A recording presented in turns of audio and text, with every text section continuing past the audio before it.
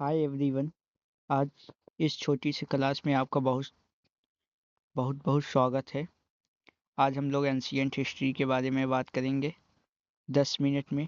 कुछ important question जो NTPC, graduate, under graduate और एसएससी में बहुत ज़्यादा प्रत्येक वर्ष पूछा जा रहा है। तो आज हम लोग प्राचीन इतिहास की क्लास को स्टार्ट करते हैं। तो प्राचीन एंशिएंट हिस्ट्री में इम्पॉर्टेंट क्वेश्चन को स्टार्ट करते हैं। पहला क्वेश्चन है कि ऋग्वेद में कुल कितने मंडल हैं? ऋग्वेद में कुल कितने मंडल हैं? पहला क्वेश्चन पूछ रहा है ऋग्वेद में कुल कितने मंडल हैं। तो ऋग्वेद में कुल कितने मंडल हैं? 8 हैं, 9 हैं, 10 हैं, 12 हैं। तो ऋग्वेद में कुल कितने मंडल हैं? तो 10 मंडल हैं। ऋग्वेद में कुल 10 मंडल हैं। नेक्स्ट क्वेश्चन 2 नंबर, ऋग्वेद की रचना किस भाषा में हुई? ऋग्वेद की भाषा किस भाषा में हुई? ऋग्वेद की रचना किस भाषा में हुई? किस लैंग्वेज में हुई? प्राकृतिक, सांस्कृतिक, पाली या हिंदी? तो ऋग्वेदिक की रचना किस भाषा में हुई है? संस्कृत में हुई है। ऋग्वेद की रचना संस्कृत भाषा में हुई है। 3 नंबर क्वेश्चन, ऋग्वेदिक काल का प्रमुख देवता कौन था?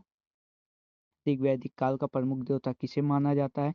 इंद्र को, विष्णु को, शिव को, गणेश को। किसको माना जाता है? तो इंद्र को माना जाता है। ऋग्वैदिक काल का प्रमुख देवता इंद्र को माना जाता है। 4 नंबर क्वेश्चन, ऋग्वैदिक काल में समाज की सबसे छोटी इकाई क्या थी? ऋग्वैदिक काल में समाज की सबसे छोटी इकाई क्या थी? तो सबसे छोटी इकाई क्या थी? कुल। सबसे छोटी इकाई कुल होती। कुल का स्वामी कुलपति होता था। कुल के बाद ग्राम होता था। ग्राम का मुखिया कौन होता? ग्रामीणी होता था। कई ग्राम मिलकर क्या बनते थे? विश्व बनते थे, जिसका मुखिया कौन होता है? विश्वपति होता है। कई विश्व मिलकर क्या बनते हैं? जन बनते थे। तो जिसका जिसका प्रमुख कौन होता था? राजा होता था। सबसे छोटी इकाई ऋग्वैदिक काल में समाज की सबसे छोटी इकाई कुल थी। नेक्स्ट क्वेश्चन चलते हैं हम लोग। आर्यों का मुख्य व्यवसाय क्या था? 5 नंबर क्वेश्चन कह रहा है कि आर्यों का मुख्य व्यवसाय क्या था? तो व्यापार था, कृषि व पशुपालन था, शिकार था, उद्योग था। इसमें से कौन सा है आर्यों का मुख्य व्यवसाय? तो आर्यों का मुख्य व्यवसाय कौन सा है?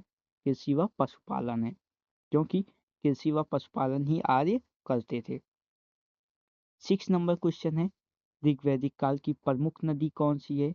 गंगा है, यमुना है, सरस्वती है, नर्मदा है। इनमें से कौन सी है? तो ऋग्वैदिक काल की प्रमुख नदी कौन सी है? सरस्वती है। ऋग्वैदिक काल की प्रमुख नदी सरस्वती है। 7 नंबर, सभा और समिति क्या थी? धार्मिक स्थल थे, प्रशासनिक संस्थाएं थी, युद्ध दल था, व्यापार मंडल था। तो सभा और समिति क्या थी? तो प्रशासनिक संस्थाएं थी। सभा और समिति क्या थी? प्रशासनिक संस्थाएं थी। 8 नंबर, राजा को क्या कहा जाता था? ऋग्वेद में राजा को क्या कहा जाता था? सम्राट या राजन या मंत्री या सेनापति।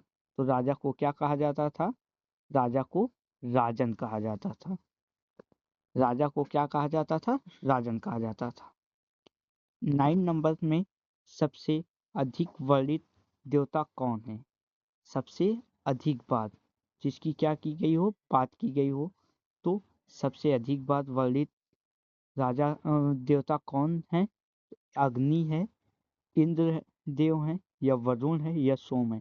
तो इनमें से 4 में से कौन है सबसे अधिक वर्णित देवता जिसकी सबसे ज्यादा बात की गई हो? तो वो किस देवता की बात की गई? इंद्र की बात की गई है।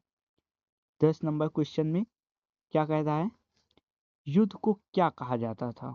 ऋग्वेद में, प्राचीन इतिहास में युद्ध को क्या कहा जाता था? संग्राम, युद्ध, गविष्ठ, रणभूमि। इनमें चारों में से कौन सा ऑप्शन है? युद्ध को क्या कहा जाता था?